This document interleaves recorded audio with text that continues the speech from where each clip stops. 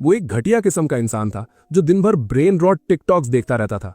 पर एक दिन सब कुछ बदल जाता है जब वो चीट स्किल्स के साथ दूसरी दुनिया में ट्रांसपोर्ट हो जाता है, जो उसे अब तक का सबसे स्ट्रॉन्गेस्ट मेज बना देती हैं। टेकी आज के जापान का एक एवरेज से थोड़ा ऊपर वाला हाई स्कूल स्टूडेंट था, जिसका आईक्यू किसी राइस कुकर जैसा था। भले ही वो एक टोटल एनपीसी बॉट था, पर उसे लगता था कि वो इस कहानी का मेन कैरेक्टर है, सिर्फ इसलिए क्योंकि उसकी एक चाइल्डहुड फ्रेंड थी रिन, जो काफी ब्लेस्ड थी। एक दिन जब वो रिन के साथ स्कूल से वापस आ रहा था, उसे अचानक रियलाइज हुआ कि उसके नीचे एक अजीब सा मैजिक सर्कल प्रकट हुआ है। इस अकल के दुश्मन ने सोचा कि ये सर्कल रिन को वापस किचन में भेज देगा, तो उसने उसे धक्का दे दिया। पर रिन ने इस बुद्धू को पकड़ लिया और वो दोनों एक साथ एक ऑल्टरनेट वर्ल्ड में पहुंच गए। वहां पहुंचकर टेकी अपनी आंखें खोलता है और खुद को ग्रीन प्लेन्स में लेटा हुआ पाता है। उसे दूर रिन लेटी हुई मिलती है और वो हैरान होता है कि वो आखिर है कहां। वो अपने फोन्स चेक करते हैं, पर नोटिस करते हैं कि वहां ना तो कोई सिग्नल है और ना ही इंटरनेट। वो सोचते हैं कि आजकल के जमाने में ऐसी कौन सी पिछड़ी हुई जगह है जहां मोबाइल नेटवर्क नहीं है, और टेकी को लगता है कि शायद वो अर्थ पर है ही नहीं। वो कहता है कि जो मैजिक सर्कल उन्होंने यहां आने से पहले देखा था वो कोई सीजीआई इफेक्ट नहीं था और ये सब बिल्कुल रियल है। रिन कहती है कि ये पॉसिबल नहीं है, पर तभी उन्हें एक विशाल मॉन्स्टर की आवाज सुनाई देती है, जो एक बड़े काले घोड़े जैसा दिखता है, जिसके सींग और आंखें खौफनाक है। वो घोड़ा उनके ऊपर से कूदता है, पर टेकी रिन को पकड़कर सही वक्त पर साइड में हो जाता है ताकि वो कुचले ना जाए। वो रिन को कहता है कि यहां से जितना दूर हो सके भाग जाओ, क्योंकि दोनों के मरने से बेहतर है कि सिर्फ एक ही मारा जाए। और फिर वो उस विशाल धरिंदे को उकसाने के लिए आगे बढ़ता है। वो उस मॉन्स्टर को कॉटन पिकर बुलाता है और मजाक उड़ाता है कि उसका साइज सिर्फ दिखाने के लिए है, जिसके बाद वो मॉन्स्टर उसके पीछे पड़ जाता है। लगता है कि ये उसका आखिरी वक्त है, पर तभी साइड से एक एयर ब्लेड अटैक आता है और मॉन्स्टर की गर्दन पर लगता है। एक भूरा गंजा कहीं से निकल कर आता है और टेकी की टॉन्टिंग स्किल्स की तारीफ करता है और फिर अपनी तलवार से घोड़े पर टूट पड़ता है। मॉन्स्टर अपने मुंह से आग निकालकर पलटवार करता है, पर तभी एक ब्लैक मैजिक वाली एरो झाड़ियों से निकलती है और उसके पैर पर लगती है। इसके बाद एक अजीब सा दिखने वाला बंदा झाड़ियों से बाहर आता है और कहता है कि ये ऑब्सीडियन हॉर्सेस काफी टफ होते हैं और मिथ्रिल एरो यूज करना सही फैसला था। फाइनली एक स्मॉल मेज मॉन्स्टर को फ्लेम अटैक से जलाकर शिकार खत्म करता है। वो ग्रुप अपना इंट्रोडक्शन बराडा, रकाल्टा और मेगेलाड के तौर पर देता है और बताता है कि वो एडवेंचरस गिल्ड का हिस्सा है और उन्हें इन ऑब्सीडियन हॉर्सेस की तादाद कम करने के लिए हायर किया गया था। ये सब देखकर टेकी कंफर्म करता है कि वो एक फैंटेसी आरपीजी जैसी दुनिया में है और उन्हें यहाँ सर्वाइव करने का रास्ता ढूंढना होगा। बाद में उस रात वो सब कैंप फायर के चारों ओर बैठते हैं और एडवेंचरर्स उनसे पूछते हैं कि वो कहां से आए हैं और यहाँ क्या कर रहे हैं। वो नोटिस करते हैं कि टेकी और रिन ये इन्फो शेयर करने में कंफर्टेबल नहीं है, तो वो उन्हें दिलासा देते हैं कि वो उन्हें इन खतरनाक मैदानों में अकेला नहीं छोड़ेंगे और पास के टाउन एस्पिर तक एस्कॉर्ट करेंगे, क्योंकि दूसरों की मदद करना उनका काम है। वो उन्हें ये भी समझाते हैं कि बिना वेपन्स के ट्रैवल करना खतरनाक है, खासकर इस एरिया में, क्योंकि मॉन्स्टर्स बढ़ रहे हैं और उन्हें ऐसी रिपोर्ट्स मिली हैं कि वैगन्स पर हमले हो रहे हैं और लोग गायब हो रहे हैं। इसके साथ ही वो सोने चले जाते हैं और बराडा टेकी को कहता है कि रिन से माफी मांग ले, जो उससे नाराज है क्योंकि उसने उसे अकेला छोड़कर भागने को कहा था। वो रात भर बात करते हैं और आखिरकार एक फिस्ट बम्प के साथ पैचअप कर लेते हैं। अगले दिन वो एस्पिर पहुंचते हैं और एडवेंचरर्स बताते हैं कि ये एलिस्टेन मैजिक किंगडम का हिस्सा है और वो इस टाउन को अपना बेस बनाकर यूज करते हैं। वो हमारे प्रोटैगनिस्ट्स को थोड़ा गोल्ड भी देते हैं और उन्हें एडवेंचरर्स गिल्ड के बारे में बताते हैं, क्योंकि टेकी ने फैसला किया है कि वो भी एडवेंचरर बनेगा, जैसा कि एक अल्फा मेल करता है। गिल्ड में वो अपने एडमिशन फॉर्म्स भरते हैं और कॉन्ट्रैक्ट पढ़ते हैं, तब उन्हें रियलाइज होता है कि वो इस दुनिया की लैंग्वेज समझ सकते हैं। वो नोटिस करते हैं कि वो यहाँ के लोगों से ढंग से बात भी कर पा रहे हैं, तो जरूर यहाँ कोई मैजिक काम कर रहा है। इसके बाद रिसेप्शनिस्ट कहती है कि उनका एक छोटा सा मैजिकल एप्टीट्यूड टेस्ट होगा और एक क्रिस्टल बॉल निकालती है, जो हर नए एडवेंचरर के लिए जरूरी है। ये सुनकर दोनों थोड़ा डिसअपॉइंटेड फील करते हैं, क्योंकि उन्हें लगता है उनके पास मैजिक नहीं है, पर रिन कहती है कि वो पहले जाएगी और अपना हाथ बॉल पर रखती है। रिसेप्शनिस्ट की हैरानी का ठिकाना नहीं रहता जब क्रिस्टल बॉल 4 अलग अलग कलर्स दिखाती है और वो रिन से पूछती है कि आखिर वो है कौन। फिर वो टेकी को वैसा ही करने को कहती है और जैसे ही वो हाथ रखता है, क्रिस्टल बॉल अचानक चटक जाती है, जिसे देखकर रिसेप्शनिस्ट दंग रह जाती है और तुरंत गिल्ड मास्टर को बताने भागती है। कुछ देर बाद वो गिल्ड मास्टर जेरान और एक मशहूर C rank adventurer Mira the golden fencer के साथ वापस आती है। वो अपना इंट्रोडक्शन देते हैं और बताते हैं कि वो उनका रजिस्ट्रेशन यहाँ नहीं कर सकते और मीरा उन्हें ऐसी जगह एस्कॉर्ट करेगी जहां उन्हें जरूरी एडवाइस मिलेगी, जिसके बिना वो एडवेंचरर्स नहीं बन सकते। टेकी पूछता है कि क्या ये कोई स्कैम है जहां वो उन्हें किडनैप करके उनकी किडनीज बेच देंगे, पर मीरा कहती है कि उसे उसके ऑर्गन्स तो चाहिए पर किडनी नहीं। फिर वो उन्हें शहर के पास जंगल में एक पुरानी झोपड़ी में ले जाती है, जहां उनकी मुलाकात हॉट मम्मी लेमिया से होती है। लेमिया उनका स्वागत करती है और मीरा से जानती है कि गिल्ड की मैजिक डिवाइस टूट गई है, इसलिए वो चाहती है कि लेमिया उनका टेस्ट ले। लेमिया टेकी और रिन को कुछ वुडन डिवाइसेस देती है और कहती है कि ये उसने बनाए हैं और ये उनकी मैजिकल कैपेसिटी और मैजिकल स्ट्रेंथ की वैल्यूज बताएंगे। मैजिकल कैपेसिटी का मतलब है कि आपके पास कितनी मैजिकल एनर्जी है और मैजिकल स्ट्रेंथ का मतलब है उस मैजिकल एनर्जी की क्वालिटी कैसी है।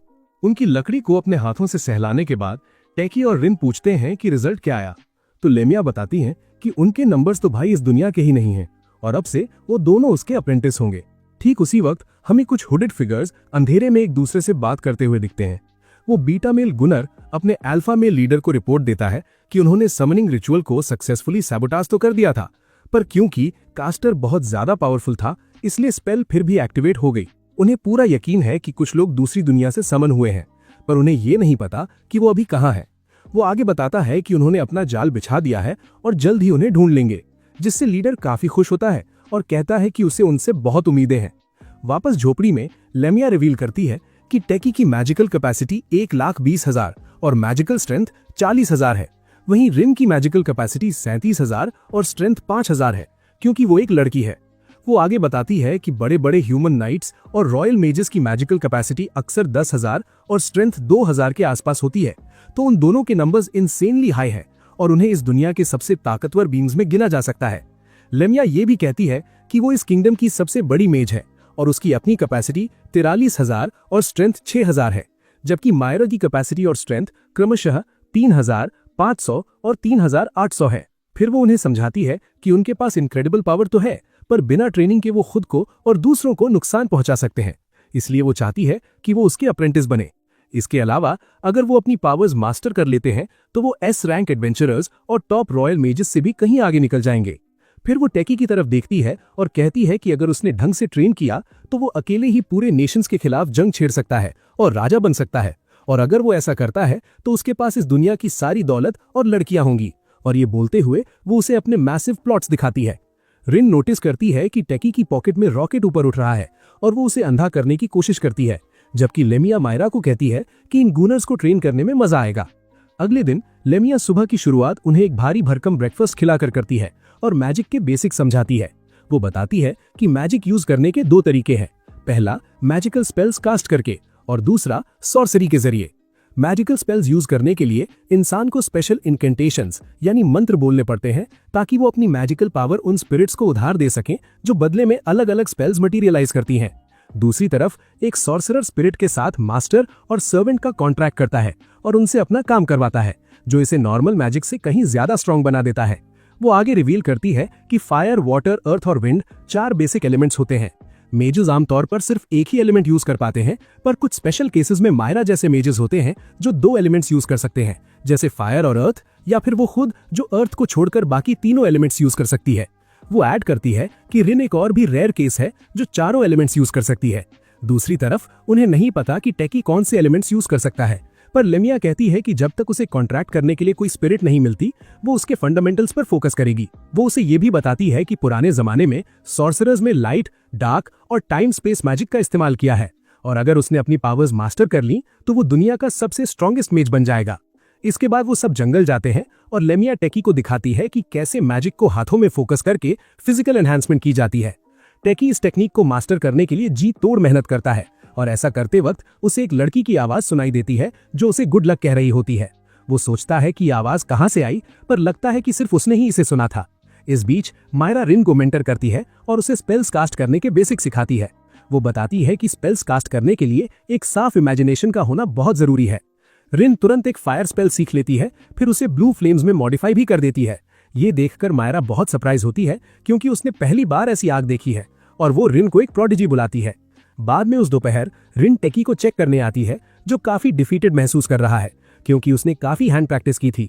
उसे इस हाल में देखकर वो उसे चीयर अप करने का फैसला करती है, तो टेकी एक और बार कोशिश करता है और अपने राइट हैंड में मैजिक फोकस करने की ट्राई करता है।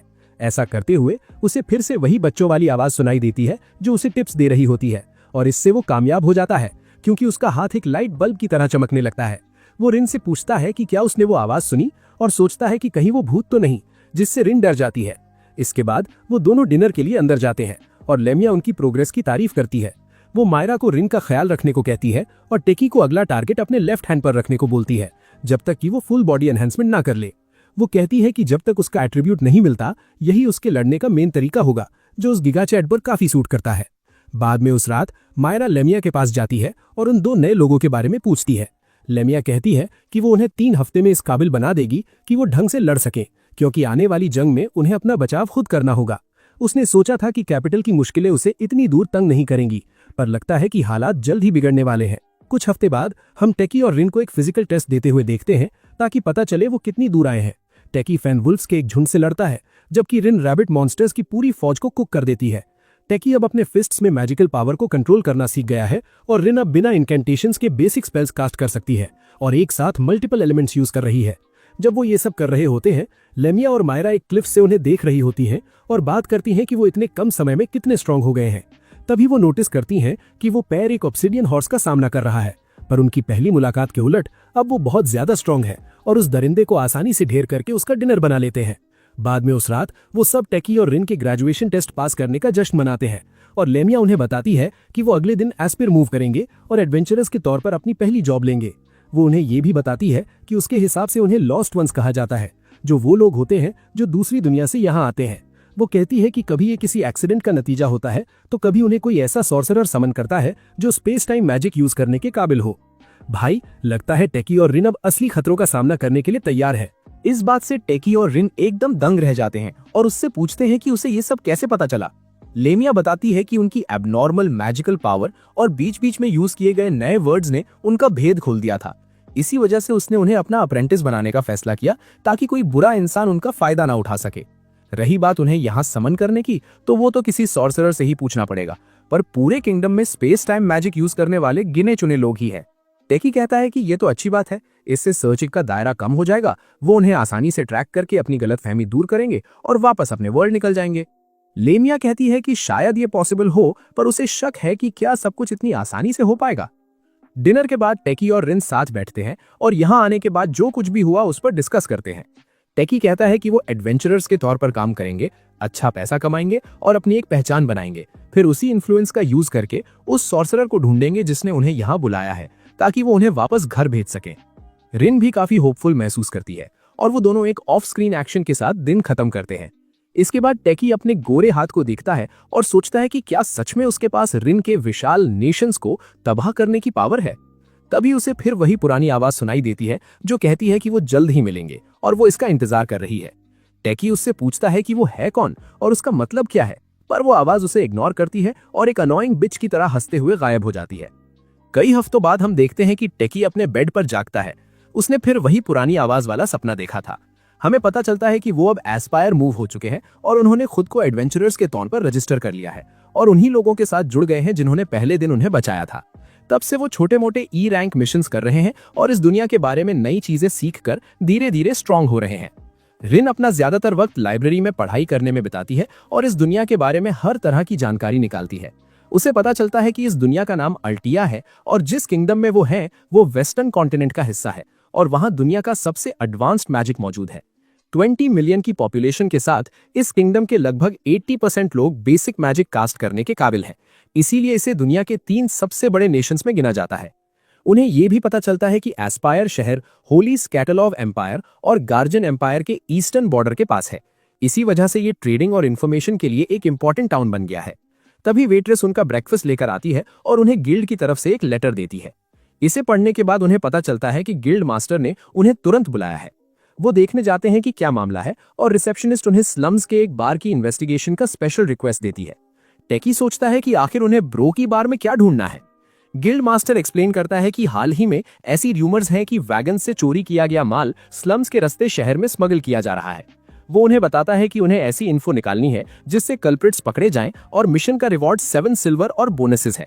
टेकी पूछता है कि क्या उनका डी रैंक मिशन लेना ठीक रहेगा।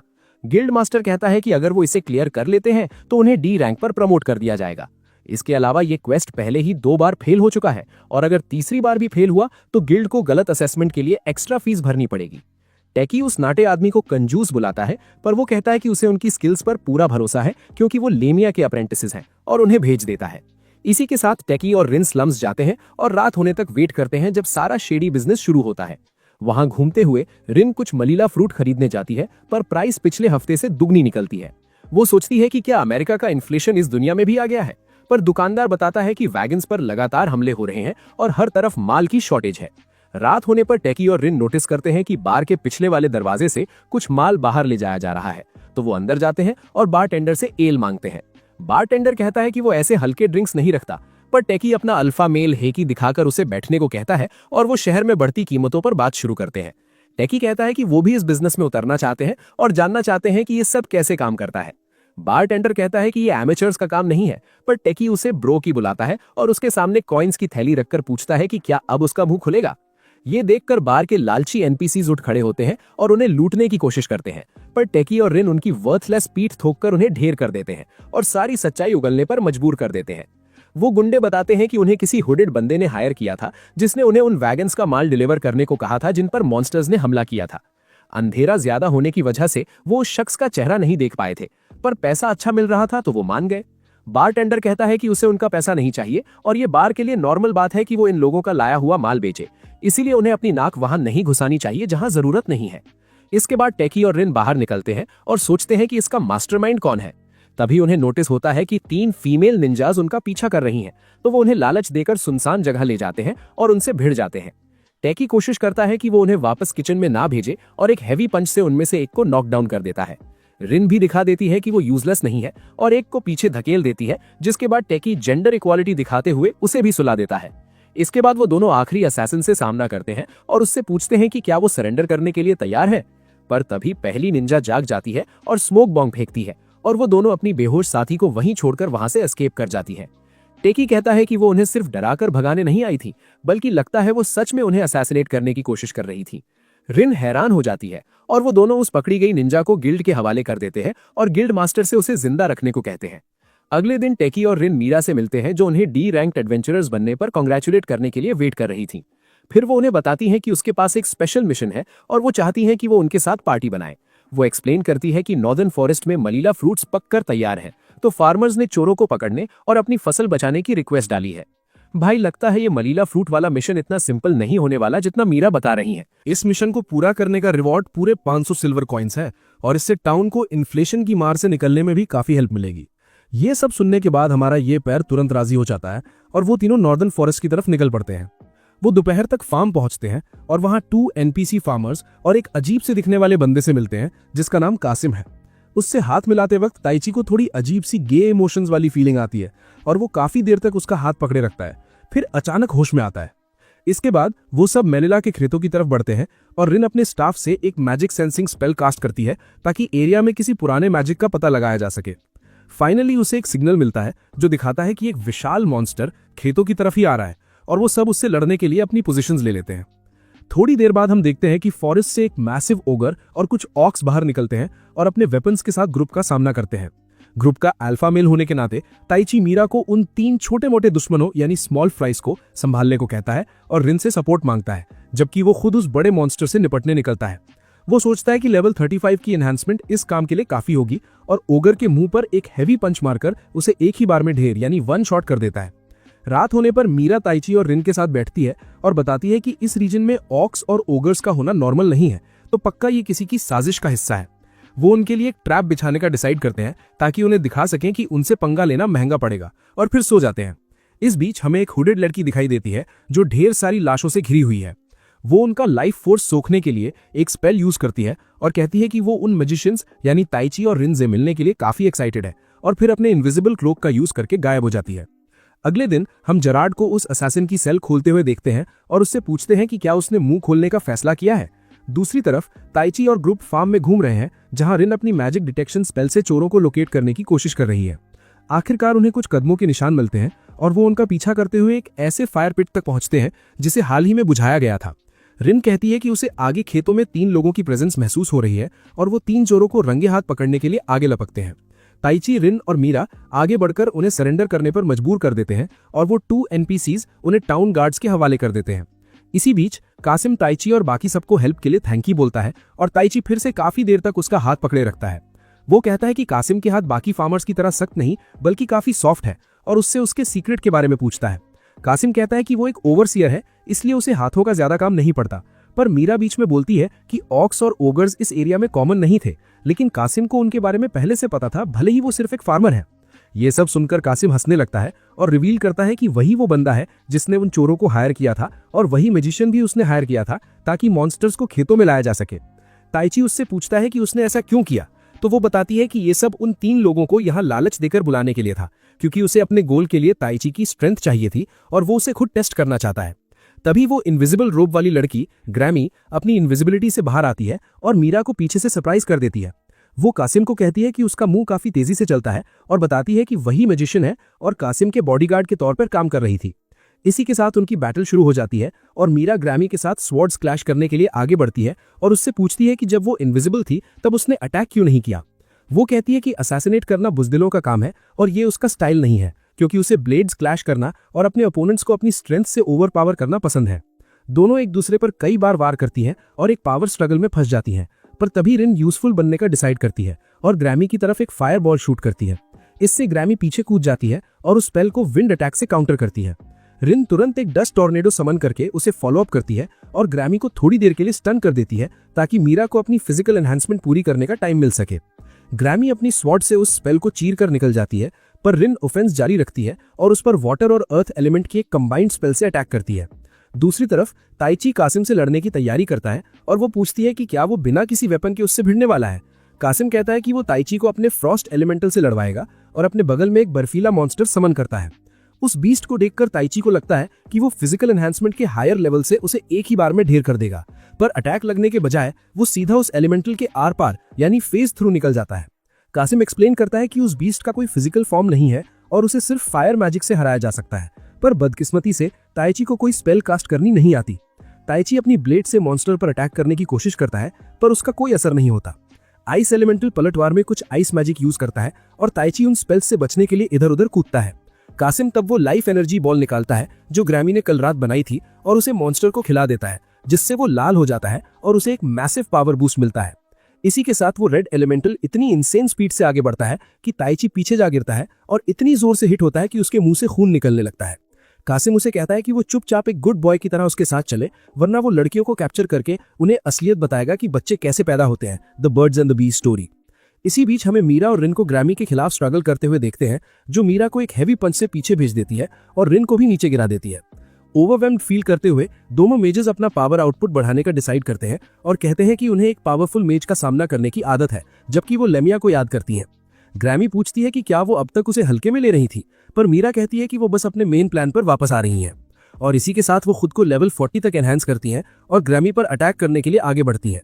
वो कुछ वार एक्सचेंज करती हैं, पर तभी रिन एक स्पेल ब्लेड के साथ चार्ज करती है और ग्रैमी को सरप्राइज कर देती है। ग्रैमी अटैक से बचने के लिए पीछे कूदती है, पर मीरा उसे लात मारकर वापस आगे भेज देती है और रिन अपने स्टाफ को स्वॉर्ड में बदलकर फॉलो अप करती है और ग्रैमी को अपनी स्वॉर्ड से ब्लॉक करने पर मजबूर कर देती है। इसके बाद वो अपने दूसरे हाथ में स्पेल ब्लेड का यूज करके उस पर वार करती है और उसके एचपी का एक अच्छा खासा हिस्सा जला देती है। फिर रिन डस्ट टॉर्नेडो स्पेल कास्ट करती है और उसमें गन पाउडर मिला देती है ताकि वो फ्लेमेबल हो जाए। उसके बाद वो एक फायर बॉल से उस स्पेल को आग लगा देती है और ग्रैमी को ब्लास्ट कर देती है। भाई, लगता है रिन ने एकदम एक्सप्लोसिव मूव दिखाई है। ग्रैमी अभी भी अपनी फिजिकल एनहांसमेंट से ज्यादातर डैमेज ब्लॉक कर लेती है, लेकिन म्यूरा इस मौके का फायदा उठाकर अपनी फायरी ब्लेड से उस पर वार करती है और उनकी फाइट को यहीं खत्म कर देती है। इसके बाद वो दोनों उसके सामने खड़ी होती हैं और उसे सरेंडर करने को कहती हैं, पर ग्रैमी अपने खून को किसी ठरकी की तरह चाटते हुए उठती है और कहती है कि जख्म भरने के बाद वो उनसे फिर लड़ना चाहेगी और अगली बार वही जीतेगी। ठीक तभी कासिम बीच में बोलता है और लड़कियों को सरेंडर करने के लिए धमकाता है, वरना वो ताइची को अपने रेड एलिमेंटल से बुरी तरह पिटवाएगा। बेचारी लड़कियां थोड़ा सोचने लगती हैं और काफी डिप्रेस्ड फील करती हैं। वहीं ताइची हैरान है कि आखिर मामला यहां तक कैसे पहुंच गया। क्या उसके पास पूरे नेशंस को तबाह करने वाली पावर नहीं होनी चाहिए थी? अपनी कमजोरी को कोसते हुए वो बेहोश हो जाता है और सपने में उसे फिर से वही पुरानी आवाज सुनाई देती है। वो उससे पूछती है कि क्या उसे पावर चाहिए और ताइची कहता है कि वो उस नमूने का चेहरा जमीन में धंसा देना चाहता है और उसे एहसास कराना चाहता है कि उससे पंगा लेकर उसने कितनी बड़ी गलती की है। वो आवाज अपना इंट्रोडक्शन देती है कि वो एरियल नाम की एक विंड स्पिरिट है और बताती है कि ये एक एक्सेप्शन होगा क्योंकि वो रूल्स तोड़ रही है, इसलिए ये मौत जैसा दर्दनाक हो सकता है, पर अगर उसे फिर भी ये पावर चाहिए तो वो उसे उधार देगी। ताइची राजी हो जाता है और हम उसे पूरे अवतार मोड में ट्रांसफॉर्म होते देखते हैं, जहां उसके चारों तरफ एक घना विंडी ऑरा होता है। कासिम उस रेड अवतार को फिर से उस पर चार्ज करने को कहता है और उसे पीछे फेंक देता है, पर ताइची वापस खड़ा होता है और कहता है कि ये हिट तो ऐसा था जैसे किसी बिल्ली ने उसे अपने निन्ने पंजे से मारा हो। वो रेड एलिमेंटल फिर उस पर फ्लेम ब्रेथ अटैक छोड़ता है, पर टाइची अपना हाइकी अनलीश करता है और पलटवार में एक इतनी स्ट्रॉन्ग विंड स्ट्रीम निकालता है जो फ्लेम अटैक और रेड एलिमेंटल दोनों को एक साथ तबाह कर देती है। ये देखकर कासिम और ग्रैमी वहां से दुम दबाकर भागने लगते हैं। टाइची उन्हें रोकने की कोशिश करता है, पर तभी उसे वही दर्द महसूस होता है जिसके बारे में एरियल ने वार्न किया था, और वो अपने घुटनों पर गिर जाता है। फेंट होने से पहले टाइची किसी तरह एक आखिरी अटैक निकाल लेता है और उससे कासिम का राइट आर्म उड़ा देता है। ऑफिशियली उसे एनिमे का सबसे पैथेटिक एक हाथ वाला कैरेक्टर बना देता है। कुछ दिनों बाद हम देखते हैं कि टाइची लीमिया के घर में जागता है और सोचता है कि वो यहाँ कैसे पहुंचा। तभी लीमिया अंदर आती है और वो उससे सवाल पूछता है, पर तभी उसके पेट से गुरगुराने की आवाज आती है और वो दोनों खाना खाने नीचे चले जाते हैं। टाइची बिल्कुल गोकू की तरह दबाकर खाता है और लीमिया उसे बताती है कि पिछली बैटल में उसने अपना सारा मैजिक एग्जॉस्ट कर दिया था और वो पूरे एक हफ्ते तक बेहोश यानी आउट रहा। वो एक्सप्लेन करती है कि नॉर्मल लोग तो रात भर में अपना मैजिक रिप्लेनिश कर लेते हैं, पर अगर पूरा खत्म हो जाए तो रिकवर करने के लिए बॉडी लंबे समय तक कोमा लाइक स्टेट में जा सकती है। वो बताती है कि जब वो एक दिन तक नहीं जागा तो मीरा और रिन उसे यहाँ ले आई थी और फिर वो उससे नॉर्दर्न फॉरेस्ट में हुए हादसे की डिटेल्स मांगती है। टाइची उसे सब कुछ बताता है और वो कहती है कि कासिम ने पक्का फ्रॉस्ट एलिमेंटल पर क्रिम्सन पैक्ट यूज किया होगा। ये एक फॉरबिडन रिचुअल है जो बीस्ट्स और ह्यूमंस की लाइफ फोर्स यूज करता है और इसे खाने से यूजर की कैपेसिटी से कहीं ज्यादा इनॉर्मस मैजिक निकल सकता है। टाइची कहता है कि उस मोमेंट पर उसे लगा था कि अब वो गया गॉनर, पर तभी उसे एक आवाज सुनाई दी जिसने अपना नाम एरियल बताया और उसे लड़ने की पावर दी। ये सुनकर लीमिया काफी हैरान हो जाती है और हमें उसके ट्रेजर का एक फाइन शॉट मिलता है। वो कहती है कि अब उसे पता चल गया है कि टाइची किस तरह की सॉर्सरी कर सकता है और एक्सप्लेन करती है कि वो एक समनर है।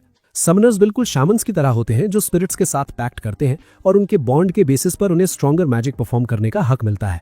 पर शामन्स और समनर्स में एक बड़ा फर्क ये है कि समनर्स स्पिरिट्स की आवाज सुन सकते हैं। वो आगे बताती है कि इस दुनिया में स्पिरिट्स हाईएस्ट ऑर्डर पर आती हैं, यहाँ तक कि ड्रैगन से भी ऊपर, जिन्हें ह्यूमन से सुपीरियर माना जाता है। इसलिए आम इंसान उन्हें देख या सुन नहीं सकते, सिर्फ समनर्स ही स्पिरिट्स को कमांड कर सकते हैं और उनसे स्पेल्स कास्ट करवा सकते हैं। और क्योंकि ये स्पेल्स डायरेक्टली स्पिरिट्स कास्ट करती हैं, इसलिए ये उन स्पेल्स से कहीं ज्यादा स्ट्रांग होती हैं जो शामन्स या मेजेस किसी मीडियम के जरिए करते हैं। ये जानकर कि कैसे उसके रेज हाइकी ने एक स्पिरिट को अट्रैक्ट किया और उसे समनर बनाया, वो लड़कियों से मिलने से पहले थोड़ी कॉफी पीने बाहर निकलता है। वो वेट्रेस से पूछता है कि क्या उसे पता है वो कहाँ है, पर वो कहती है कि वो सुबह से वापस नहीं आई हैं। टाइची खुद उन्हें ढूंढने का डिसाइड करता है और बाहर निकलता है, पर तभी वो देखता है कि कुछ डिस्कॉर्ड मॉड्स एक सुंदर लड़की को घेर कर खड़े हैं। वो आगे बढ़ता है और उन्हें उसे छोड़ने को कहता है और वो लड़की इस मौके का फायदा उठाकर खुद को छुड़वाती है और टाइची का हाथ पकड़ लेती है। वो ऐसे एक्ट करती है जैसे वो उसकी लवर हो और उसे अपने मैसिव प्लॉट्स के जरिए इस नाटक में साथ देने को मना लेती है। उनमें से एक डिस्कॉर्ड मॉड टाइची को मुक्का मारने की कोशिश करता है और उसे अपने काम से काम रखने को बोलता है, पर टाइची डॉज करके उस बंदे की गर्दन पर एक लात मारता है और उसे वहीं सुला देता है। ये देखकर दूसरा बंदा घबरा जाता है और अपने बडी को उठाकर वापस अपने मॉम्स बेसमेंट में भाग जाता है। उनके जाने के बाद लड़की टाइची को थैंक्स बोलती है, पर वो कहता है कि वो खुद उन्हें हैंडल कर सकती थी। वो पॉइंट आउट करता है कि उसने उनकी गिरफ्तारी से खुद को छुड़वा लिया था और जब वो डॉज करने के लिए पीछे हटा तो उसने उसकी सडन मूवमेंट्स को भी फॉलो किया। इसके अलावा वो इस बात से बिल्कुल हैरान नहीं थी कि उसने एक लात में बंदे को ढेर कर दिया। ये सुनकर लड़की उसे बताती है कि ऐसा इसलिए है क्योंकि ये उनकी पहली मुलाकात नहीं है और मेंशन करती है कि उनकी पहली मीटिंग में वो उसके साथ काफी रफ था। इससे टाइची सोचने लगता है कि कहीं ये उसकी अलाबामा वाली बहन तो नहीं, पर वो अपना इंट्रोडक्शन एनेस्थीसिया के तौर पर देती है और रिवील करती है कि वो असल में वही निंजा गर्ल है जिसे उसने नॉकआउट करके गिल्ड के हवाले किया था। इस बीच हम कासिम के बॉस को देखते हैं जो खुद को एम्परर कहता है। वो कासिम की तारीफ करता है कि उसने टाइची और रिन के बारे में सारी इन्फो निकाल ली और कहता है कि इसके लिए उसका एक हाथ खोना एक छोटी सी कीमत थी। फिर वो ग्रैमी की तरफ मुड़ता है और कहता है कि उसे थोड़े मॉडिफिकेशंस की जरूरत है ताकि वो उसकी बेहतर सेवा कर सके और उसके हाथ पर एक स्पेशल स्पेल डाल देता है। फिर कासिम को एक नया साइड क्वेस्ट देता है और कहता है कि ये बस एक छोटा सा मजाक प्रैंक होगा और उस वन आर्म्ड क्लब के दौरान उसका दुख कम करने का अच्छा तरीका होगा। उसे मिशन देने के बाद हम दो लड़कियों को कमरे में एंटर होते देखते हैं जो एम्परर से उस कार्निवल के बारे में पूछ रही हैं। भाई ये एम्परर तो काफी बड़ा खिलाड़ी लग रहा है और ये कार्निवल पक्का कोई नया कांड है। वो कहता है कि अब वक्त आ गया है उन्हें शुरू करने का और एक डॉक्यूमेंट को टेबल पर रखे फाइल में डाल देता है और बताती है कि यही टाइची का उस पार्टी के लिए इनविटेशन होगा। वापस टाउन में एनास्टेसिया रिवील करती है कि उसने गिल्ड ज्वाइन कर ली है और वो अब स्मगल्ड गुड्स यानी तस्करी के मामले वाले केस को सॉल्व करने पर काम कर रही है। वो टाइची को बताती है कि उसकी इन्वेस्टिगेशन उसे इस बिल्डिंग तक ले आई है और वो दोनों मिलकर बिल्डिंग पर रेड मारते हैं ताकि उसके पीछे छुपा मास्टरमाइंड मिल सके। उनका सामना कई सारे गूंज से होता है और वो उनसे भिड़ते हुए आगे बढ़ते हैं और आखिरकार उस रूम तक पहुंच जाते हैं जहां कसीम और उसका बॉस पहले बैठे हुए थे। वहां टाइची को वो पेपर मिलता है जो एम्परर ने पीछे छोड़ा था और उसे पढ़कर वो सच में काफी वरिड हो जाता है। दूसरी तरफ हम म्यूरा और रिन को नाइट लाइफ एंजॉय करते देखते हैं जब वो टाउन के मार्केट प्लेस से गुजर रही हैं और कुछ स्वीट्स खा रही हैं। रिन टाइची को लेकर थोड़ी परेशान लग रही है, पर मायरा उसे दिलासा देती है कि वो लेमिया की अच्छी देखरेख में है और कहती है कि उन्हें फिलहाल अपने मिशन पर फोकस करना चाहिए। तभी वो नोटिस करती हैं कि कोई उनका पीछा कर रहा है और सोचती हैं कि क्या उन्हें किसी ऐसी जगह लालच देकर ले जाना चाहिए जहां ज्यादा लोग ना हो। पर तभी एक हुडेड किड पीछे से उन पर तलवार से अटैक कर देता है। रिन और मायरा दूर कूद जाती हैं और सबको वहां से निकलने को कहती हैं, इससे पहले कि वो उस असैसिन का सामना करे। मायरा अपनी स्वॉर्ड को चार्ज करती है और आगे लपकती है उनकी तलवारें क्लैश करने के लिए, जबकि रिन उस लड़के पर वाटर अटैक करती है ताकि उसका स्टिंकी फेस साफ हो सके। इसके बाद वो एक विंड टॉर्नेडो स्पेल तैयार करती है, पर तभी रूफ टॉप से कुछ मैजिशियंस उस पर अटैक कर देते हैं। रिन अपनी स्पेल कैंसिल करती है और मायरा के पास कूदकर एक डिफेंसिव बैरियर कास्ट करती है और उन्हें रियलाइज होता है कि ये एक 4vs2 बैटल है। पर तभी उन्हें कहीं से ग्रैमी की आवाज सुनाई देती है जो अपनी इनविजिबिलिटी से बाहर आती है और म्यूरा के पेट पर एक सरप्राइज अटैक करके उसे नीचे गिरा देती है। इसके बाद वो उसे उठाती है और वहां से भागते हुए रिन को कहती है कि ये उसका स्टाइल नहीं है, पर बॉस ने उसे मांगा है तो उसके पास और कोई चॉइस नहीं है। रिन उसके पीछे जाने की कोशिश करती है, पर वो गुंडे उसे बिजी रखते हैं और ग्रैमी वहां से निकल जाती है। इसी बीच हम टाइची और एनास्टेसिया को अर्थ मैजिक से बनी एक टनल से गुजरते देखते हैं और रिवील करते हैं कि बिल्डिंग में मिले उस पेपर ने उन्हें बताया था कि यहाँ एस्पिर के नीचे कहीं 3000 गॉब्लिन्स का एक झुंड छिपा है जो क्रिम्सन पैक्ट से एनहांस्ड है। आखिरकार उन्हें टनल के एंड में एक दरवाजा मिलता है जिसके बाहर कुछ हड्डियां पड़ी हैं और एनास्टेसिया अपनी लॉक पिकिंग स्किल्स यूज करके उसे खोलती है, कहीं वो ट्रैप्ड ना हो। उसे ऐसे काम करते देख टाइची कहता है कि जब उसने उसे गिल्ड के हवाले किया था तो उसने उम्मीद की थी कि वो अपनी जिंदगी ईमानदारी से बिताएगी, तो अब उसे अजीब लग रहा है कि गिल्ड उसे अपने मिशंस के लिए यूज कर रहा है। ऐसे प्यारे शब्द सुनकर एनास्टेसिया मुस्कुरा देती है और उसे कहती है कि अब से वो उसे एना बुलाए, और वो अपनी सर्च जारी रखते हैं। वापस टाउन में रिन उन बेवकूफ एनपीसीज को धूल चटा देती है जो उसका रास्ता रोकने की कोशिश कर रहे थे, और पीछे मुड़ती है तो देखती है कि ग्रामी उसके पीछे खड़ी है। ग्रामी उसे इतनी जल्दी उनसे निपटने के लिए कांग्रेचुलेट करती है और बताती है कि मीरा कहाँ है। वो ये भी रिवील करती है कि उसका बॉस मीरा को एक क्रिम्सन पैक्ट ऑब खिलाने की कोशिश कर रहा था। वो आगे कहती है कि उसे फर्क नहीं पड़ता अगर किसी को इश्क हो जाए, पर वो लोग उसका शिकार प्रेत है और उसे बिल्कुल पसंद नहीं कि कोई और उसके शिकार पर हाथ साफ करे। ये सब सुनते ही रिन उस बिल्डिंग की तरफ भागती है जहां मीरा को रखा गया है और अंदर मौजूद हर किसी को पीटते हुए उस चेंबर तक पहुंचती है जहां उसे कैद किया गया था। वो विंड स्पेल का यूज करके मेन स्पेल कास्टर को नीचे गिरा देती है और बाकी सबको आइस बाइंडिंग से फ्रीज कर देती है, जिसके बाद वो अर्थ मैजिक से मैजिक सर्कल को तबाह करती है और मीरा को उसकी जंजीरों से आजाद कर देती है। ठीक तभी एम्परर कासिम के साथ अंदर आता है और रिन को बधाई देता है कि उसने बिना किसी की जान लिए अपनी दोस्त को रेस्क्यू कर लिया। वो खुद को इस सारे कांड के मास्टरमाइंड के तौर पर इंट्रोड्यूस करता है और रिन उससे लड़ने की तैयारी करती है, पर वो कहता है कि वो यहाँ अपने हाथ गंदे करने नहीं आया है। वो बताती है कि 3000 मॉन्स्टर्स का एक झुंड टाउन पर अटैक करने वाला है, इसलिए उनके लड़ने का कोई मतलब नहीं है क्योंकि अटैक होते ही सब कुछ तबाह हो जाएगा। ये सुनकर रिन ताइची का नाम लेती है तो एम्परर उसे बताता है कि वो उन्हें बचाने नहीं आएगा क्योंकि उन्होंने उसके लिए एक अलग ही स्टेज तैयार किया है। अब ये उन पर है कि वो इस शहर को कैसे बचाते हैं, और वो ये देखने के लिए काफी एक्साइटेड रहेगा और वहां से निकल जाता है। बाहर निकलते वक्त कासिम एम्परर से पूछता है कि क्या शहर पर अंदर और बाहर से एक साथ अटैक करना जरूरी था। एम्परर कहता है कि बिल्कुल जरूरी था, और फिर उससे पूछता है कि उन्होंने टोटल कितने क्रिम्सन पैक्ट मॉन्स्टर्स तैयार किए हैं। कासिम बताता है कि उनके पास जमीन के नीचे 500 है और ऊपर लगभग 200 है। तो एम्परर कहता है कि ताइची और रिन की स्ट्रेंथ को पूरी तरह टेस्ट करने के लिए ये काफी रहेंगे। इसी बीच हम ताइची को आना की जान बचाते हुए देखते हैं जब वो एक अर्थ गोलम का पंच अपने एक हाथ से ब्लॉक कर देता है। वो उसे पीछे हटने को कहता है और फिर एक फिजिकली एनहांस्ड पंच के साथ आगे कूदता है ताकि उस गोलम का खेल हमेशा के लिए खत्म कर सके। इसके बाद उनके सामने एक दरवाजा खुलता है जहां वो 2 छोटी लड़कियों को एक गॉब्लिन फार्म के पास खड़ा देखते हैं जो रेड क्रिम्सन पैक्ट से एन्चेंटेड लगते हैं। वो लड़कियां अपना इंट्रोडक्शन माइलो और मेलो के तौर पर देती हैं और कहती हैं कि उन्होंने ही वो अर्थ गोलम बनाया था और अब वो इन सारे गॉब्लिन्स को टाउन में छोड़ने वाली हैं ताकि वो शहर वालों के साथ खेल सके, मर्द और बच्चों को डिनर में खा सके।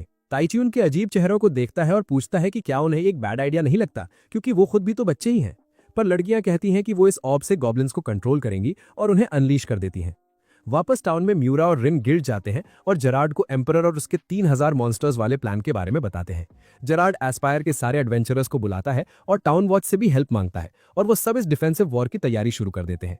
सिर्फ 180 एडवेंचरर्स के साथ हालत काफी खराब लग रहे हैं, पर तभी लेमिया जंग में शामिल होती है और उनका हौसला बढ़ाती है।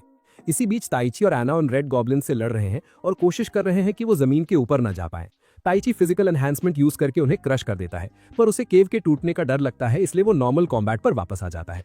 इतने सारे गॉब्लिन से लड़ते वक्त उसे अचानक उन लड़कियों की आवाज सुनाई देती है और वो नोटिस करता है कि उनका क्रिस्टल बॉल बेकार था और अब गॉब्लिन्स उन पर भी अटैक कर रहे हैं। वो मॉन्स्टर्स के बीच से रास्ता बनाते हुए उन्हें बचाता है और उनसे उनकी करतूतों के लिए माफी मंगवाता है। फिर वो एनाकोन का ख्याल रखने को कहता है और पूरे 500 मॉन्स्टर्स को साफ करने के लिए एक फुल ऑन मॉन्स्टर हंट पर निकल जाता है। वापस गिल्ड में लेमिया और बाकी सब सिचुएशन को असेस करते हैं और लेमिया कहती है कि वो अपनी एक tactical class large area spell use करेगी ताकि मॉन्स्टर्स की संख्या कम की जा सके, क्योंकि इतने सारों से एक साथ लड़ने का और कोई रास्ता नहीं है। लेकिन इतनी जल्दी ऐसी स्पेल यूज करने से उसका मैना रिजर्व लो हो जाएगा और वो फिर कोई बड़ा अटैक नहीं कर पाएगी। ये सब सुनकर रिन उसे कहती है कि एरिया ऑफ इफेक्ट स्पेल वो संभाल लेगी और एक्सप्लेन करती है कि वो एक फटते हुए ज्वालामुखी जैसी स्पेल कास्ट कर सकती है।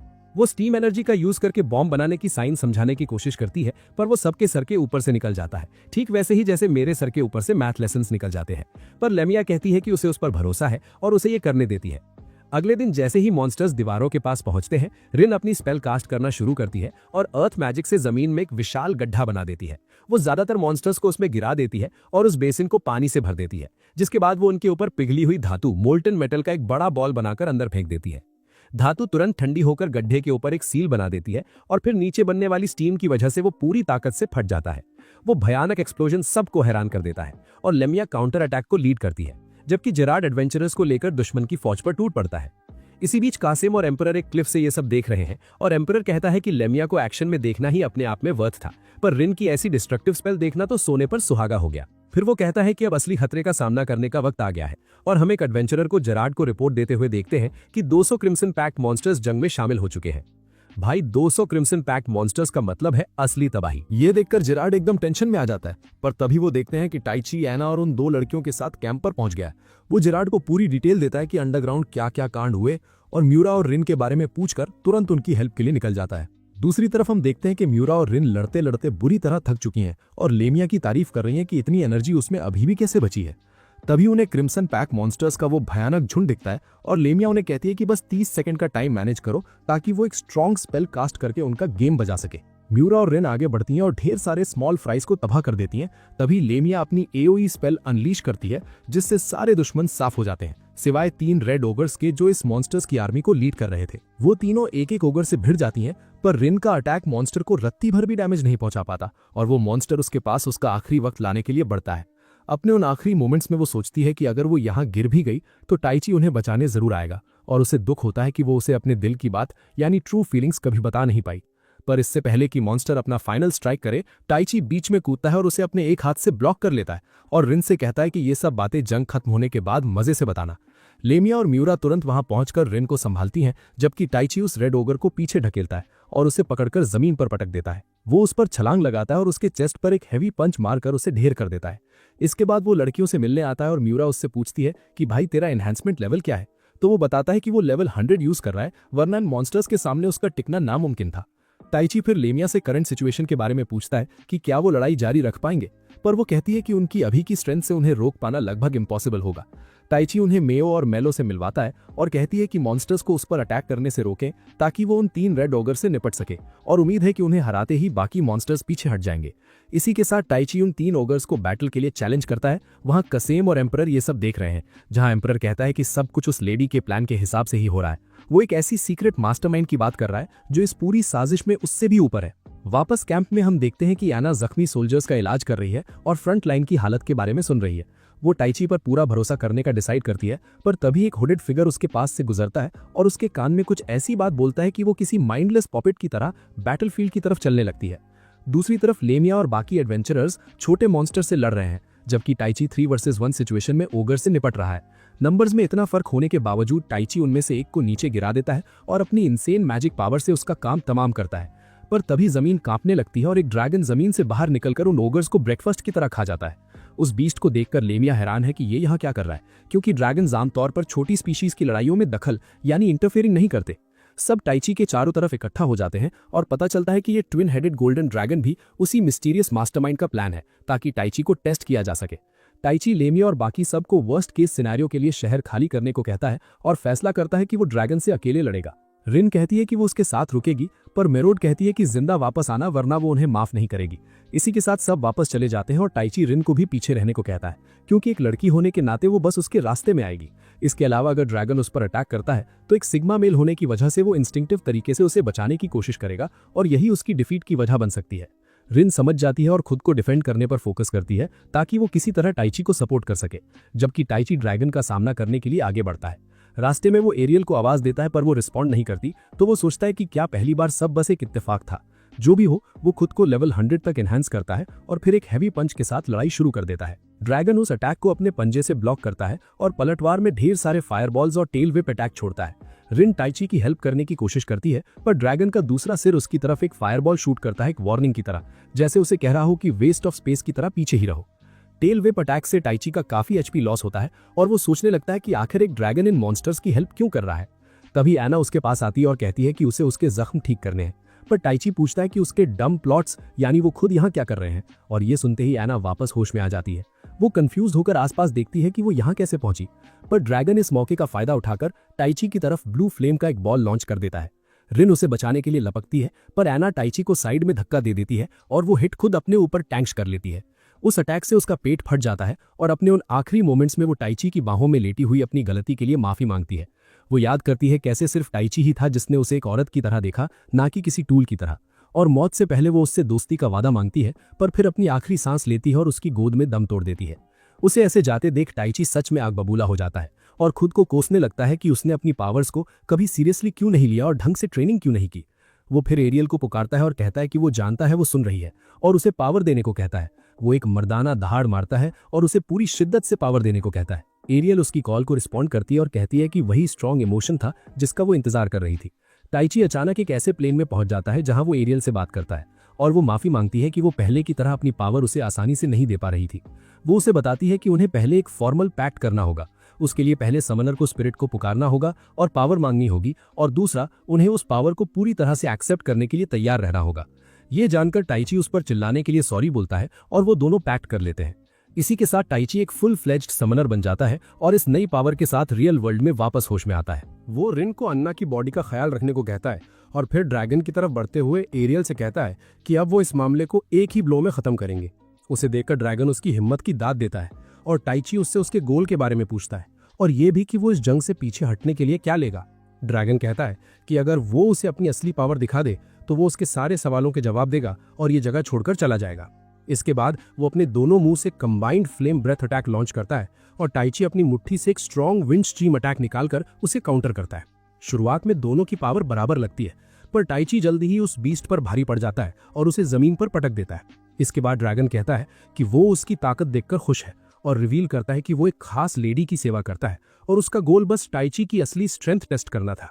वो उसे ये भी बताती है कि अब से वही लेडी उसे आगे गाइड करेगी, पर इस देश और इस दुनिया के लिए ये सब जरूरी है।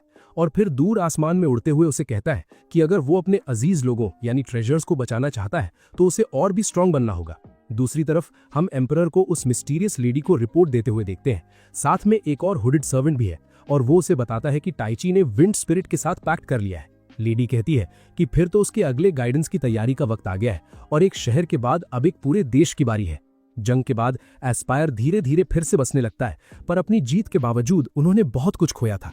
हम टाइची को अन्ना की कब्र पर फूल रखते हुए और उसे जन्नत से उस पर नजर रखने को कहते हुए देखते हैं। इसके बाद वो लेमिया और बाकी सबसे मिलने जाता है और उन्हें एरियल से इंट्रोड्यूस करवाता है, उसे उसके मिनी फॉर्म में समन करके।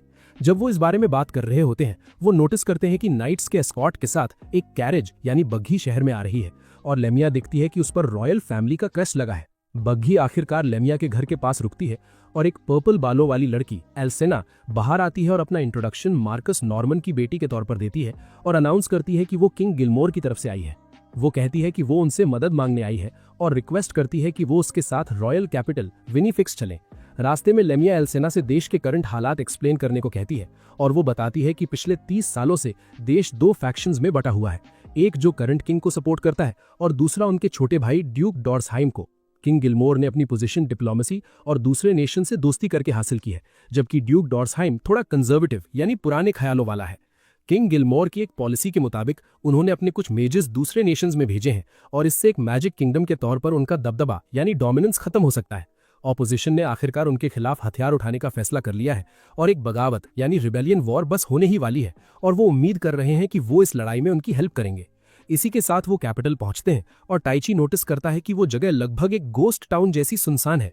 लेमिया एल्सना से पूछती है कि क्या किंग ने टाइची और रिन के बारे में कुछ कहा और वो बताती है कि किंग ने उन्हें साथ लाने पर जोर दिया था। तभी एक तीर उनकी तरफ आता है पर टाइची उसे हवा में ही एक गिगा चार्ट की तरह पकड़ लेता है और उसकी जान बचा लेता है। हमें पता चलता है कि ये ड्यूक के एक आदमी ने चलाया था जो उसे कैपिटल में दूसरी दुनिया के लोगों यानी अदर वर्ल्डर्स के आने की रिपोर्ट देता है। वापस कैसल में टाइची और बाकी सब कोर्ट रूम में जाते हैं और एल्सेना उन्हें हेड मेज बेला, आर्मी के सुप्रीम कमांडर जनरल सुमेला और किंग की इकलौती बेटी प्रिंसेस चार्लेट से इंट्रोड्यूस करवाती है। तभी किंग भी अंदर आते हैं और एस्पायर के डिफेंस में उनकी कोशिशों की तारीफ करते हैं। लेमिया फॉर्मेलिटी स्किप करने का डिसाइड करती है और उनसे पूछती है कि असली मामला क्या है। किंग बाकी सबको बाहर जाने को कहते हैं और फिर लेमिया से कहते हैं कि वो बिल्कुल नहीं बदली, लगता है वो पुराने दोस्त हैं। और लेमिया कहती है कि वो उसकी मदद करेगी पर बस तब जब वो उसकी कंडीशंस मान लेगा। वो फिर कहती है कि वो लोग अभी के लिए एस्पायर वापस जाएंगे और वो ये भी चाहती है कि किंग ईमानदारी से बताए कि क्या टाइची और रिन को इस दुनिया में समन करने के पीछे उसी का हाथ है। गिलमोर सच्चाई कबूल करने का फैसला करते हैं और कहते हैं कि हाँ, उन्होंने ही उन्हें समन करने का ऑर्डर दिया था। ये सुनकर टाइची आगे बढ़ता है और उनसे पूछता है कि वो कैसे उनकी सुकून भरी जिंदगी छीन कर उन्हें यहाँ लोगों को मारने के लिए समन कर सकते हैं और उनके खिलाफ अपना प्रोटेस्ट दिखाता है। गिलमोर कहता है कि वो इसकी पूरी जिम्मेदारी लेगा और फिर वो सब अपने रूम्स में चले जाते हैं। लेमिया और मिरा जनरल से बात करने जाती हैं और टाइची और रिन इस नए राज के बारे में बात करते हैं। तभी एल्सेना उनका दरवाजा खटखटाती है और कहती है कि प्रिंसेस उनसे बात करना चाहती हैं।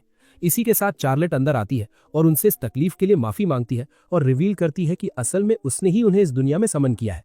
वो समझाती है कि उसने स्पेल को कास्ट करने से पहले बहुत रिसर्च की थी और वो इस कश्मकश में थी कि किसी को उसकी पीसफुल लाइफ से निकालकर अपने लिए लड़वाना सही है या नहीं, पर आखिर में उसने वही किया जो इस किंगडम की प्रिंसेस के तौर पर उससे एक्सपेक्ट किया जा रहा था।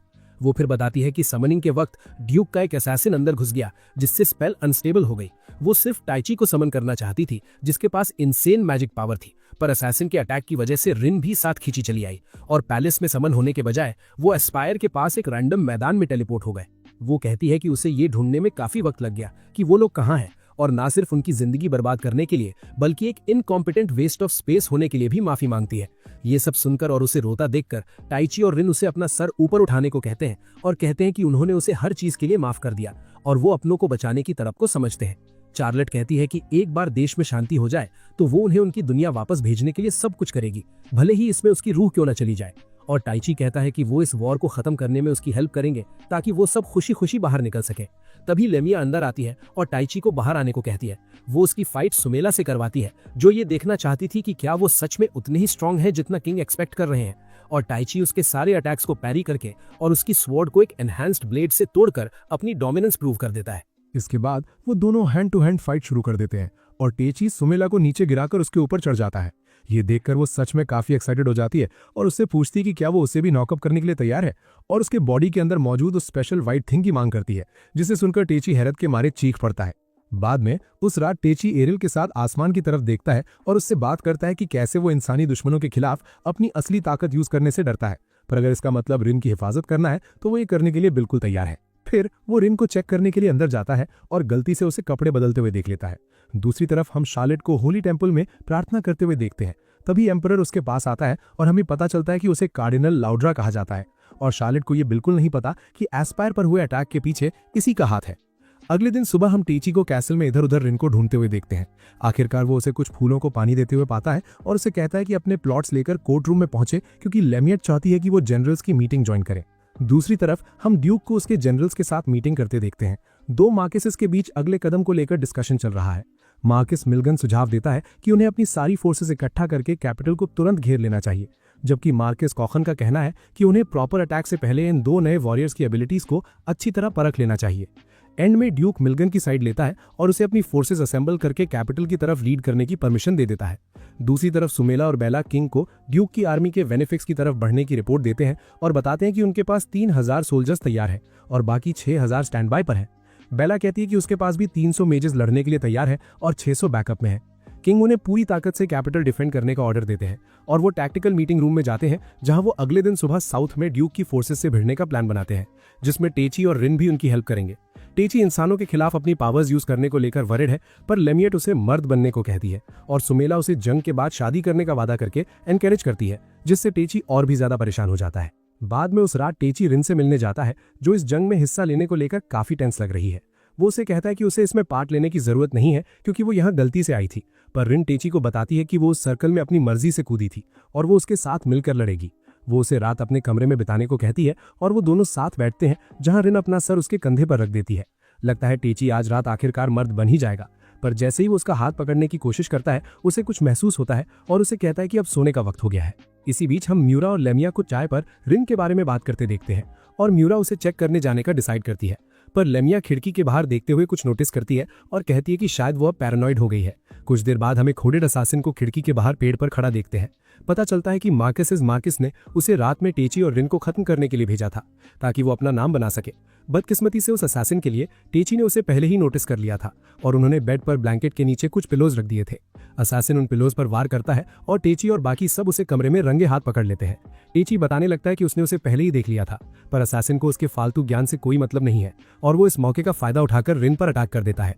ये देखकर टेची तुरंत अपनी फिजिकल एनहांसमेंट ऑन करता है और उसे बुरी तरह पीटना शुरू कर देता है, ये कहते हुए कि वो उन लोगों को कभी चोट नहीं पहुंचने देगा जिन्हें बचाने की उसने कसम खाई है। उसे कुछ देर तक पीटने के बाद लेमिया टेची को रोकती है कि अब बस करो, पर असैसिन उसके नीचे से निकल जाता है और जमीन पर अपना सर दे मारते हुए खुद को इशिकाई करने का फैसला करता है। अगले दिन सुबह गिलमोर की आर्मी का सामना मार्कस निल्गिन की फोर्स से होता है, जिसमें 1000 सोल्जर्स हैं। टेची एक विंड स्पेल का यूज करके उनकी तरफ एक वार्निंग भेजता है और दुश्मन के ठीक सामने जमीन पर ब्लास्ट करता है। वो उम्मीद करते हैं कि इससे वो थोड़ी देर के लिए रुक जाएंगे, पर उनकी हैरानी का ठिकाना नहीं रहता जब निल्गिन और उसके आदमी अपने हाथ उठाकर मैजिकल रिंग्स का यूज करके ढेर सारे फायरबॉल्स और वाटर बुलेट्स उनकी आर्मी पर छोड़ते हैं। शुरुआत में वो कंफ्यूज हो जाते हैं, पर टेची अपनी चीट एबिलिटीज से जूम इन करके लेमिया को उन स्पेशल रिंग्स के बारे में बताता है। वो कहती है कि वो मैजिकल स्टोन्स हैं और हैरान होती है कि उनके पास इतना पैसा यानी कैपिटल कहां से आया कि उन्होंने अपने सारे आदमियों के लिए 1000 रिंग्स तैयार कर ली। वो आगे बताती है कि ये रिंग्स कास्टर की लाइफ फोर्स तक यूज कर सकती हैं अगर उनका मैजिक खत्म हो जाए, और ये किसी ऐसे के लिए लीथल हो सकता है जिसे मैजिकल आइटम्स की ढंग से समझ ना हो। जैसा कि एक्सपेक्टेड था, निल्गिन की आर्मी रिंग्स का यूज जारी रखती है और जल्द ही खुद को पूरी तरह ड्रेन कर लेती है। उन्हें ऐसे स्ट्रगल करते देखकर गिलमोर की आर्मी खुश होती है और कहती है कि शायद उन्हें पलटवार करने की जरूरत भी नहीं पड़ेगी, बस थोड़ी देर डिफेंड करना है और दुश्मन खुद ब खुद ढेर हो जाएंगे। इससे टेची और रिन अनकंफर्टेबल महसूस करते हैं और वो लेमिया की तरफ देखते हैं। तब सुमेला कहती है कि भले ही वो दुश्मन है, पर है तो इसी किंगडम का पार्ट और गिलमोर भी नहीं चाहेगा कि बिना वजह लोग मारे जाए। लेमिया कहती है कि उसके पास एक प्लान है और वो रिन से हेल्प मांगती है। टेची एरियल की विंड मैजिक से उनके सामने एक बैरियर खड़ा करता है और म्यूरा रिन को किसी भी स्ट्रे शॉट से बचाती है, जब तक वो दूसरे रॉयल मेजेस के साथ मिलकर एक स्पेशल स्पेल तैयार करती है और अचानक बारिश शुरू करवा देती है। रिन फिर लाइटनिंग मैजिक का यूज करके दुश्मन की फौज को झटका देकर बेहोश कर देती है। निल्गिन भी पूरी तरह ड्रेन हो चुका है और वो अपने घुटनों पर गिर जाता है, पर तभी वो ड्यूक के असिस्टेंट इनिमिकस को अपने पास आते देखता है, जो उसे बताता है कि अभी क्या हुआ। निल्गिन उससे पूछता है कि वो क्यों हार रहे हैं और वो उसे रिंग के ड्रेनिंग इफेक्ट के बारे में बताता है और फिर उसे खंजर स्टैब कर देता है, ये कहते हुए कि उसका मकसद पूरा हो गया है और इसी के साथ ये वॉर खत्म हो जाती है। भाई, इनिमिकस ने तो धोखा दे दिया। रात ढलने पर हम कासिम और ग्रैमी को एक बार में ड्रिंक करते हुए देखते हैं, जहां कासिम एक छोटा सा गैजेट निकालता है और कहता है कि अगली बार जब वो टेची से मिलेगा तो वो उसे जमीन चटने पर मजबूर कर देगा। अगले दिन सुबह रिन अपनी स्पेशल ओरल स्किल्स का यूज करके टेची को जगाती है, पर टेची को बाथरूम की तरफ भागना पड़ता है क्योंकि उसने कल रात जरूरत से ज्यादा फूड ठूस लिया था। इसके बाद वो लेमिया और म्योरा से मिलते हैं, जो उन्हें बताती हैं कि किंग ने उन सबको कोर्ट रूम में समन किया है। वो सब देखने जाते हैं कि आखिर मामला क्या है, और किंग कहता है कि प्रिंसेस उन्हें जंग में उनकी अचीवमेंट्स के लिए रिवॉर्ड देना चाहती है और उन्हें स्पेशल वेपन्स पिक करने की इजाजत देती है। लेमिया एक मैजिक रिंग लेती है, टेची एक जापानीज लुकिंग कटाना उठाता है, रिन एक फैंसी स्टाफ चुनती है और मायरा अपने लिए एक हाई ग्रेड डैगर ले लेती है। इसके बाद वो सब ट्रेनिंग ग्राउंड्स पर जाते हैं, जहां सुमेला टेची से उसकी बड़ी कारी तलवार बिग ब्लैक सोर्ड दिखाने को कहती है। लेमिया भी अपनी मैजिक रिंग टेस्ट करती है और सुमेला टेची के ऊपर चढ़ जाती है और उसे कहती है कि वो अपनी तलवार के साथ अपना सारा हॉट पैशन उस पर अनलोड कर दे। वो उसे इधर उधर धक्के देती है और कहती है कि उसके पास जो भी है वो सब ले लेगी, पर टेची अभी भी कल रात के ओवर ईटिंग की वजह से सिक फील कर रहा है और आखिर में बेहोश हो जाता है। टेची किसी तरह वहां से बच निकलता है और शहर में कुछ मेडिसिन लेने जाता है। बाहर निकलने पर वो नोटिस करता है कि लोग उसे घूर रहे हैं और वो सोचता है कि क्या वो एरियल को देख रहे हैं, पर वो कहती है कि उसने ऐसा मैजिक किया है कि अभी सिर्फ वही उसे देख सकता है, तो लोग असल में टेची को ही देख रहे हैं। तभी कुछ बच्चे उसके पास आते हैं और उसे वॉर का स्ट्रॉन्ग मैन बुलाते हैं। तब टेची को रियलाइज होता है कि वो लोगों के बीच काफी पॉपुलर हो गया है। वो थोड़ी देर उन्हें एंटरटेन करता है और फिर एक सुनसान सड़क पर जाकर उस शख्स को आवाज देता है जो सायों में उसका पीछा कर रहा था। ये कोई और नहीं बल्कि वही एक हाथ वाला कासिम निकलता है जो टेची को मिल रही इस सारी फेम की वजह से काफी सॉल्टी फील कर रहा है। टेची उससे पूछता है कि उसके हाथ को क्या हुआ, और जब उसे पता चलता है कि वही वो बंदा है जिसने उसका हाथ उड़ाया था तो उसे सच में काफी बुरा लगता है। कासिम कहता है कि उसने उसे हराने का पक्का इरादा कर लिया है और उसे अपनी शर्तों पर एक ड्यूअल के लिए चैलेंज करता है, वरना वो शहर के सारे कुओं में जहर मिला देगा। वो लॉडर से मिला हुआ वो गैजेट निकालता है और कहता है कि ये टेची की मैजिक पर रिस्ट्रिक्शंस लगा देगा और उसे उसकी अपनी पावर के बराबर कर देगा। इस तरह वो बराबरी की जमीन पर लड़ सकते हैं और वो प्रूव कर सकता है कि वो सिर्फ उसके गिफ्ट्स की वजह से हारा था। जाहिर है ये एक बहुत ही घटिया आइडिया लग रहा है, पर एक अल्फा मेल होने के नाते टेची कहता है कि वो ऐसी लड़ाई से पीछे नहीं हट सकता और अपनी डोमिनेंस प्रूव करके रहेगा। इस बात से एरियल भड़क जाती है और उसे वॉर्न करती है कि अगर उसकी पावर कभी वापस नहीं आई तो उसके पास रोते हुए मत आना, और इसी के साथ बैटल शुरू हो जाती है। टेची विंड ब्लास्ट से शुरुआत करता है पर कासिम डॉज करके डैगर से पलटवार करता है। टेची अपनी तलवार से उसे ब्लॉक करता है और फिर पीछे कूदकर आइस और वाटर बुलेट से टेची पर निशाना साधता है। टेची आगे लपकता है और उसके हाथ से डैगर छीन लेता है, पर कासिम उसे कुछ आइस बुलेट्स मार देता है और लड़ाई एकदम इंटेंस हो जाती है। ग्रैमी एक कोने से उन्हें देख रही होती है जब वो एक दूसरे को बुरी तरह पीट रहे होते हैं। एंड में वो दोनों सोचते हैं कि क्या उन्हें तब तक लड़ना चाहिए जब तक कोई एक बेहोश न हो जाए, पर वो अगले मूव के साथ इसे खत्म करने का फैसला करते हैं। कासिम एक मैसिव आइस स्पेल चार्ज करता है और उसे टेची की तरफ फेंकने की तैयारी करता है, जो काफी थका हुआ लग रहा है और पैर की इंजरी की वजह से उसे डॉज करने के काबिल नहीं है।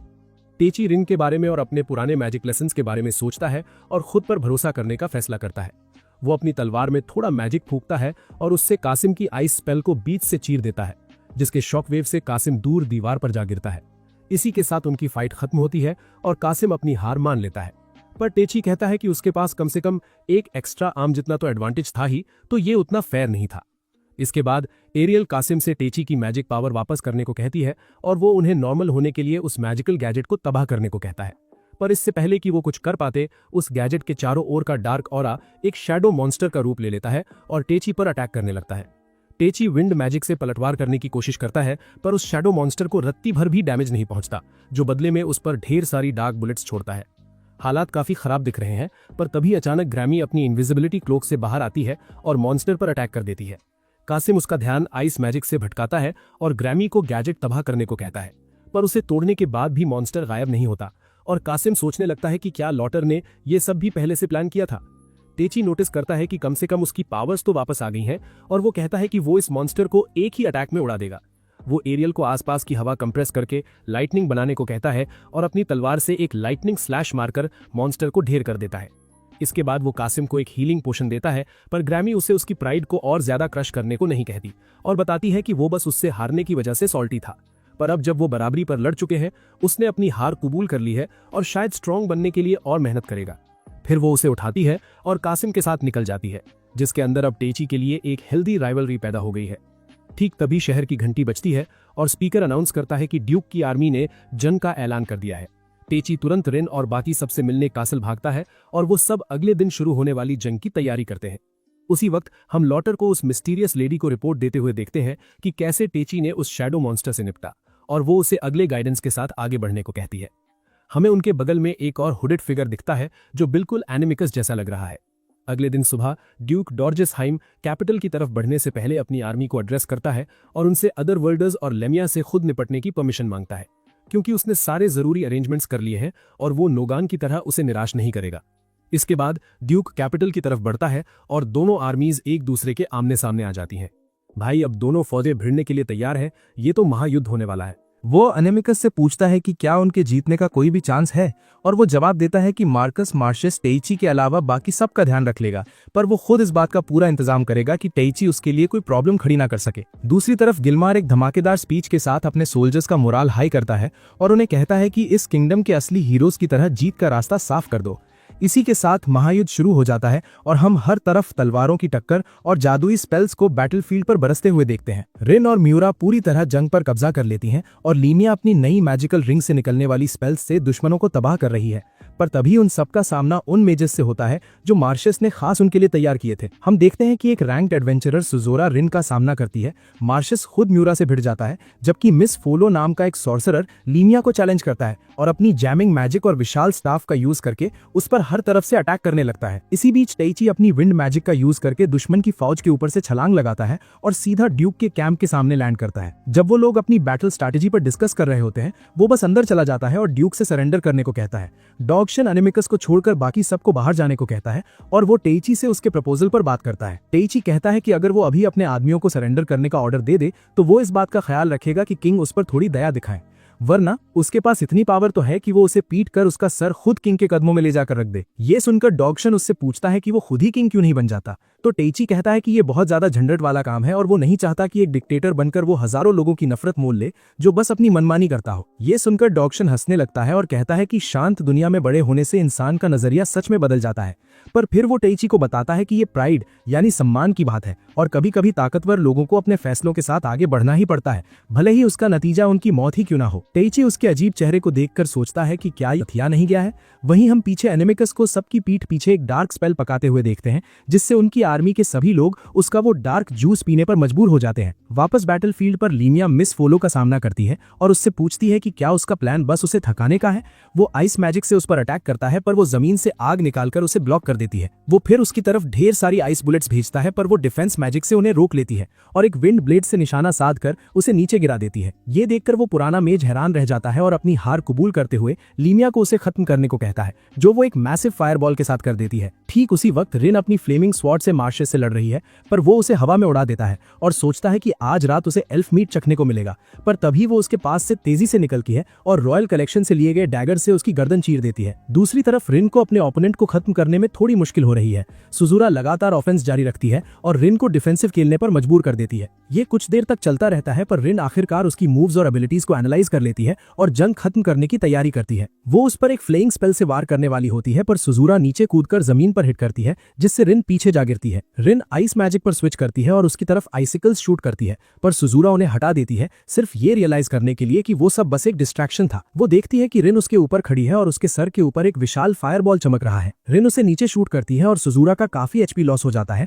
पर तभी वो नोटिस करती है कि आसपास के गिरे हुए सोल्जर्स अजीब हरकतें कर रहे हैं और उन्हें ज़ॉम्बीज की तरह घेर रहे हैं। रिन सुजुरा को कहता है कि अगर जिंदा रहना है तो मेरे साथ आ जाओ, और वो दोनों टीम अप कर लेती हैं। इसी बीच टेइची ड्यूक से सरेंडर करने की बातें जारी रखता है, पर तभी एरियल एनिमिकस की ईविल स्पेल को नोटिस करती है और टेइची को उसके बारे में वार्न करती है। ये सुनकर एनिमिकस हंसने लगता है और कहता है कि उसकी स्पिरिट को पक्का इसका एहसास हो जाएगा। वो अपने असली रंग दिखाते हुए रिवील करता है कि वही वो शख्स है जिसने इस बगावत की चिंगारी लगाई और ड्यूक को उसके अपने भाई के खिलाफ भड़काया। उसने कहा कि उसने इस बैटलफील्ड को डार्कनेस कर्स नाम की स्पेल से पहले ही तैयार कर दिया है, जिससे उसके कंट्रोल में हर कोई पागल हो जाएगा और एक स्ले मशीन में बदल जाएगा। वो कहता है कि उसने ये सब उस लेडी के लिए किया है, उसी मिस्टीरियस मास्टरमाइंड की तरफ इशारा करते हुए, और उसे इस किंगडम या इन भाइयों की लड़ाई से रत्ती भर भी फर्क नहीं पड़ता।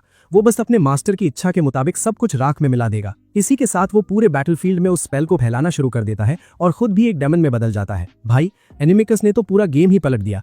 वापस बैटलफील्ड पर हम लेमिया और बेला को अपने सर के ऊपर उस स्पेल को ऑब्जर्व करते हुए देखते हैं, जहां वो एक्सप्लेन करती हैं कि ये वही मनहूस स्पेल है जो 200 साल पहले उनके पड़ोसी देशों होली स्कैटलॉव एम्पायर और गार्जियन एम्पायर की जंग में यूज हुई थी। हालांकि वो जंग काफी छोटी थी, पर गिरे हुए सोल्जर्स बर्जर्किंग ज़ॉम्बीज में बदल गए थे, जिन्होंने दोस्त और दुश्मन दोनों पर बिना देखे अटैक किया था। वो ज़ॉम्बीज धीरे धीरे उन लोगों तक भी पहुंच गए जो लड़ाई का हिस्सा नहीं थे, और नतीजा ये हुआ कि 7 लाख से भी ज्यादा लोगों ने अपनी जान गंवा दी। इतिहास में इस भयानक जंग को ब्लडी रैप्सडी के नाम से जाना जाता है, और जब तक वो इस मैजिक के सोर्स को तबाह नहीं कर देते, तब तक वो सबको होश में नहीं ला पाएंगे। ये स्पेल अभी भी जिंदा लोगों में फैल रही है, और वो भी जल्द ही माइंडलेस खून के प्यासे ज़ॉम्बीज में बदल जाएंगे। दोनों आर्मीज के लिए हालात बिगड़ने लगते हैं जब लिमिया और बाकी सबको इन माइंडलेस पपेट्स का झुंड घेर लेता है। वो पलटवार करने का फैसला करते हैं और उम्मीद करते हैं कि ताइची अपने प्लॉट आर्मर का यूज करके सब बचा लेगा, जो हमें वापस ड्यूक के कैंप में ले जाता है, जहां ताइची अपनी स्पिरिट पावर अनलीश करता है और एक ऐसे फुल पावर अटैक की तैयारी करता है जिसमें शायद उसकी जान भी जा सकती है। वो इस बार अपने दोस्तों को बचाने के लिए सब कुछ झोंकने का पक्का इरादा यानी रिजॉल्व कर लेता है, पर इससे पहले कि वो पावर निकाल पाए, एरियल वक्त को रोक देती है और कहती है कि वो उससे झूठ बोल रही थी। वो उससे माफी मांगती है और कहती है कि वो अपनी असली ताकत से डर रही थी और उसे नहीं पता था कि इसका ताइची पर क्या असर होगा। इसीलिए वो अब तक उसके सामने इस सेमी ओरिजिनल फॉर्म में आई थी।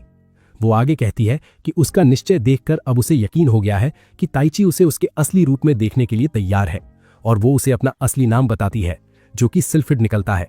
इसके बाद वक्त फिर से नॉर्मल फ्लो करने लगता है और रिन सुजुरा के साथ ताइची के पास भागती है और उसे गले लगा लेती है।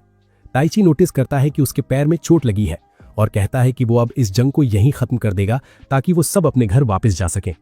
वो अपना हाथ उठाता है और सिल्फिड को पुकारता है और उस डार्कनेस कर्स के मैजिक सर्कल को तोड़ने के लिए एक स्पेशल स्पेल यूज करता है। ये देखकर सब हैरान रह जाते हैं और सुजुरा रिवील करती है कि सिल्फिड असल में क्वीन ऑफ स्पिरिट्स का नाम है और उसे पूरे यूनिवर्स की 4 सबसे ताकतवर स्पिरिट्स में से एक माना जाता है।